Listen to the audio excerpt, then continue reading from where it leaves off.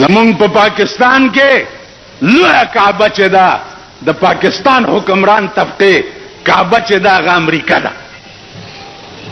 هلته لاړ شي ورته سجده ولګئ او ورته ووایي چې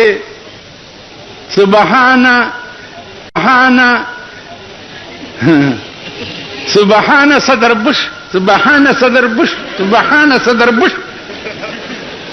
چې راپاسي صدر بش په ملا وټه نه مزه کوه بش په خزه دا ټول پاکستان واچوم. تاسو به وګورئ د بش انجام.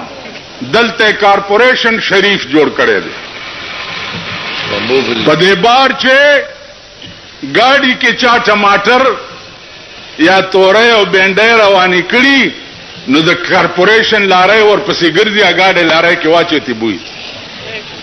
ولې لکه وې تا په فوټپاث ګاډي روان کړي او زنانه نشي تېرېدی. دغه زنانه په تاسو ډېرې وجاړه. امین کوي. دا خپلې ښځې هم در باندې وجاړه.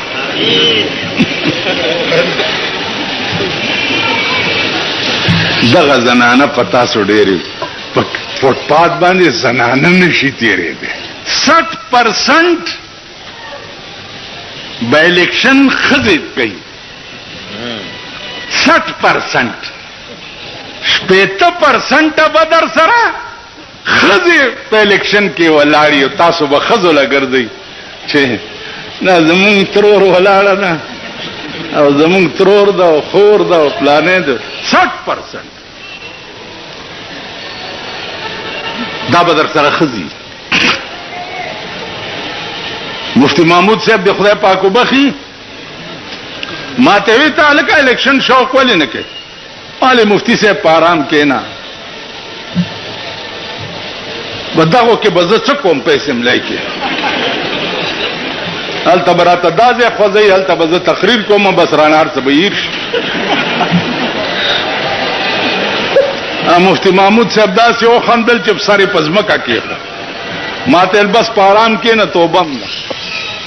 لعنت په داسې قوم چې همغه خلک به اوس بیا راولئ چې د قرآن سټوډنټ ته چڼې مڼې وایي که نه وایي.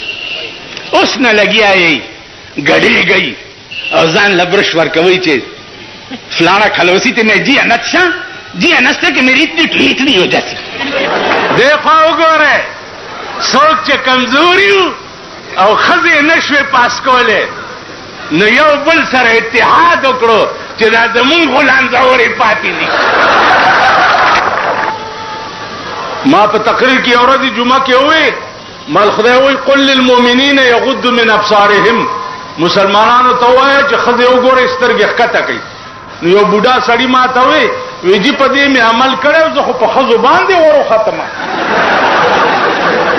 څنګه پې وروختې بیخي ویل خو را روانه وه ډله او ما سترګې ښکته کړې چې مې کته پې ورټېله شو. نن ګیرو والا خنزیران په نالت شو او بربنډې ښځې په موټر سایکل او په سکوټر باندې ځان پسې سواري کړي او بیا لاس هغې ښځې کوم دی ایښي پاس ودرېږه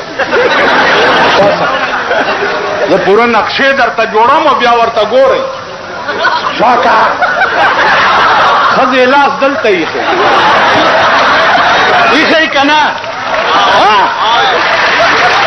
ښځې لاس ایښی که نه؟ ګیرې والا یې د دې غلام دین نه رانیولې. شرمېدلې پاکستانه اے ذلیل او رذیل ملکه. نن ګیرو والا خنزیران په نالت شو او بربنډې ښځې په موټر سایکل او په سکوټر باندې ځان پسې سواري کړي. د طالبانو ته وایم یو خو خدای ته وګورئ د پنډاوو چرګانو بچو هر چا نه سبق مه وایئ. اولې لږ تلئ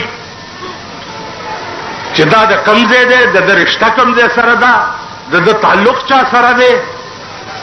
د غرغشتو مولانا نه چې چا سبق ویلی دی په خدای قسم هغوی ته په ژوند رسول الله پټکی را لېږلی دی. معین الدین حیدر وایي ټول پاکستان کې به اذان په یو وخت کېږي. نو خدای دې کور روان کا چې وران شي. کراچۍ او د دې ټیم څومره فرق دی، نو په یو وخت په څنګه اذان کیږي.